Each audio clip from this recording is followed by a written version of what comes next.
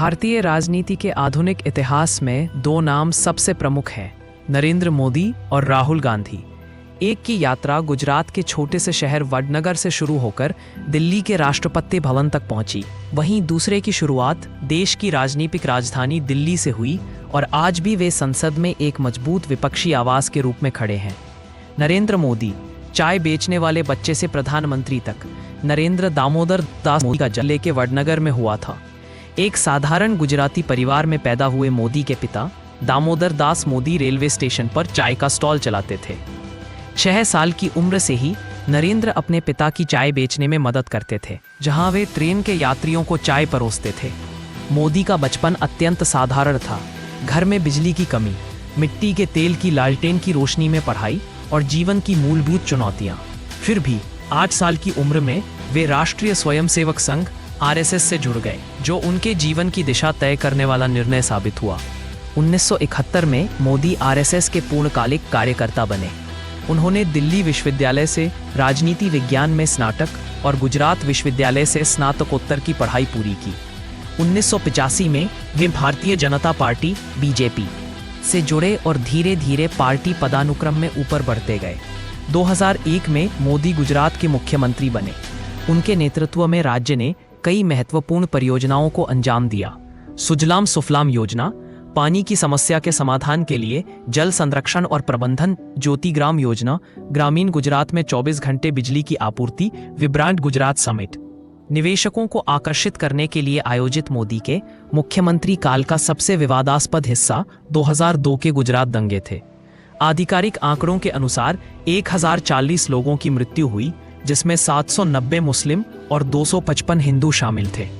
मोदी पर दंगों में संलिप्तता के आरोप लगे, लेकिन 2012 में सुप्रीम कोर्ट द्वारा नियुक्त स्पेशल इन्वेस्टिगेशन टीम SIT ने उनके खिलाफ कोई सबूत नहीं पाया। 2014 में मोदी प्रधानमंत्री बने, जब BJP ने 282 सीटें जीतकर स्पष्ट बहुमत हासिल किया। 2019 में उन्होंने अपनी जीत दोहराई, जब BJP ने 303 सीटें जीती। 2024 में उन्होंने तीसरी बार प्रधानमंत्री पद संभाला।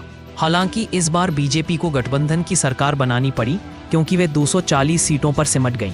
प्रधानमंत्री के रूप में मोदी की प्रमुख उपलब्धियों में शामिल है नोटबंदी 2016, 86% मुद्रा को रातों रात अवैध घोषित करना, GST लागू करना, एक राष्ट्र एक कर व्यवस्था, डिजिटल इंडिया, डिजिटल भुगतान में भारत को विश्व में अग्रणी बनाना, जनधन योजना, 56 करोड़ बैंक खाते खोलना, स्वच्छ भारत अभियान, राष्ट्रव्यापी स्वच्छता मिशन, आयुष्मान भारत, स्वास्थ्य बीमा योजना।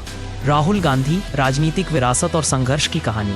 राहुल राजीव गांधी का जन्म 19 जून 1970 को दिल्ली के होली फैमिली अस्पताल में हुआ था। वे नेहरू गांधी राजनीतिक परिवार से आते हैं।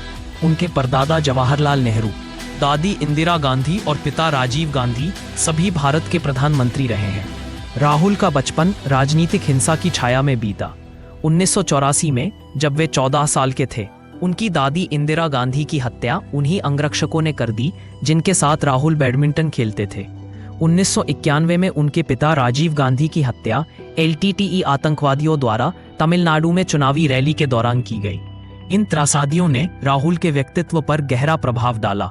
2018 में उन्होंने सिंगापुर में कहा था कि वे और प्रियंका ने अपने पिता के हत्यारों को पूरी तरह से माफ कर दिया है। सुरक्षा की चिंताओं के कारण राहुल की शिक्षा अलग अलग स्थानों पर हुई। उन्होंने दिल्ली के सेंट स्टीफन कॉलेज में दाखिला लिया, फिर हार्वर्ड गए और बाद में सुरक्षा कारणों से फ्लोरिडा के रॉलिंस कॉलेज से 1994 में स्नातक की डिग्री पूरी की। उन्होंने कैम्ब्रिज विश्वविद्यालय से MPhil भी किया। राजनीति में आने से पहले राहुल ने लंदन में मॉनिटर ग्रुप नामक कंसल्टिंग फर्म में काम किया और बाद में मुंबई में बैकऑप सर्विसेज प्राइवेट लिमिटेड नामक टेक्नोलॉजी कंपनी के निदेशक बने। मार्च 2004 में राहुल ने राजनीति में प्रवेश की घोषणा की और अपने पिता की पूर्व सीट अमेठी से चुनाव लड़ने का फैसला किया। 2004 के चुनाव में वे 1 लाख से अधिक मतों से जीते। 2007 में राहुल को कांग्रेस का महासचिव बनाया गया और उन्हें युवा कांग्रेस और राष्ट्रीय मुख्य छात्र संघ की जिम्मेदारी दी गई। 2013 में वे कांग्रेस के उपाध्यक्ष बने और 2017 से 2019 तक पार्टी अध्यक्ष रहे। राहुल के नेतृत्व में कांग्रेस को 2014 और 19 के चुनावों में करारी हार का सामना करना पड़ा। 2014 में कांग्रेस केवल 44 सीटें जीत सकी और 2019 में यह संख्या बढ़कर मात्र 52 हुई। सबसे बड़ा झटका 2019 में तब लगा जब राहुल अपनी पारिवारिक सीट अमेठी से हार गए। 2019 की हार के बाद राहुल ने पार्टी अध्यक्ष पद से इस्तीफा दे दिया। हालांकि 2022-2023 में उन्होंने दो महत्वपूर्ण यात्राएं की। एक, भारत जोड़ो यात्रा 2022-2023 कन्याकुमारी से कश्मीर तक 71 लोकसभा क्षेत्रों से गुजरते हुए। 2, भारत जोड़ो न्याय यात्रा 2024 मणिपुर से मुंबई तक 100 लोकसभा क्षेत्रों को कवर करते हुए। इन यात्राओं का सकारात्मक प्रभाव 2024 के चुनावों में दिखा, जब कांग्रेस ने 99 सीटें जीतकर अपना प्रदर्शन दोगुना किया। 2024 के चुनाव परिणामों के बाद राहुल को लोकसभा में विपक्षी नेता नियुक्त किया गया। यह पद 10 सालों से खाली था। यह उनके 20 साल के राजनीतिक करियर में पहली संवैधानिक पोस्ट है। मोदी बनाम राहुल, दो अलग व्यक्तित्वों का संघर्ष। संसद में मोदी और राहुल के बीच नाटकीय क्षण देखने को मिले हैं। सबसे यादगार 2018 का वो दृश्य है जब अविश्वास प्रस्ताव पर बहस के बाद राहुल ने मोदी को गले लगाया और फिर अपनी सीट पर जाकर आंख मारी। मोदी ने अपने जवाब में राहुल की आंख मारने की नकल की थी। मोदी का राजनीतिक दर्शन विकास और हिंदुत्व पर आधारित है, जबकि राहुल धर्मनिरपेक्षता और समावेशी राजनीति के समर्थक है। मोदी ने सबका साथ, सबका विकास, सबका विश्वास, सबका प्रयास का नारा दिया है। वहीं राहुल मोहब्बत की राजनीति की बात करते हैं। 2024 के चुनावों ने भारतीय राजनीति में एक नया अध्याय खोला है। पहली बार मोदी को गठबंधन की सरकार चलानी पड़ रही है, जबकि राहुल एक मजबूत विपक्षी नेता के रूप में उभरे हैं। यह दोनों नेताओं के लिए नई चुनौतियां लेकर आया है। मोदी के लिए सहयोगियों के साथ तालमेल बिठाना और राहुल के लिए विपक्ष को एकजुट रखना। यह कहानी अभी भी जारी है। एक तरफ गुजरात के चाय बेचने वाले बच्चे से प्रधानमंत्री बने नरेंद्र मोदी हैं, वहीं दूसरी तरफ पारिवारिक त्रासदियों से उबरकर एक मजबूत विपक्षी नेता बने राहुल गांधी। दोनों की यात्राएं अलग है, लेकिन भारतीय लोकतंत्र के लिए दोनों की भूमिका महत्वपूर्ण है।